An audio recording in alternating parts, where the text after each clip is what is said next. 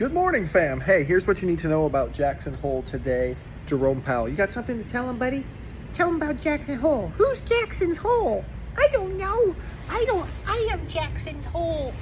Beautiful sunrise this morning in Casa Abe. Anyways, let's get this going. So all I think, guys, is very, very simple. If Powell is dovish today, the markets will pump. Dovish just means that he will say, look, we're probably going to cut rates in September. I don't think he's going to outright say that, but the market can definitely kind of interpret that from what he's saying. You know what I'm saying? Everyone's going to be listening to his speech and dissecting it. And if he says something that hints at a rate cut in September, then the markets will pump. The other scenario that I think is the most likely is that he will say something about it being a neutral, something neutral. He'll say, we at the Fed, we have a balance of, we evaluate the balance of risks. We have two mandates, the job market and inflation.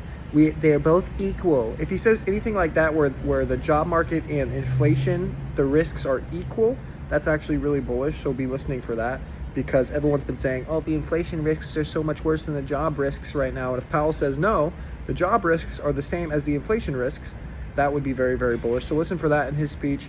And then the third outcome that I see today is if he's really, really hawkish and he says, like, you know, we're really worried about inflation, you know, we're going to take it really slow, probably not cut in the next meeting. I just don't think he's going to say that. Like, Powell, I've watched, I don't know, 50 FOMCs. I've watched 50. Have you watched the Jackson Holes too? Yeah? No, he just was born.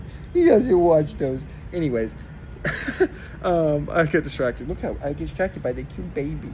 He's so cute. Oh, but Jackson Hole usually is just a pre-prepared statement. He doesn't really even do, as far as I can remember, he doesn't do a Q&A. I think last year he nuked the markets because he came out super hawkish and super rough. So I guess that could happen.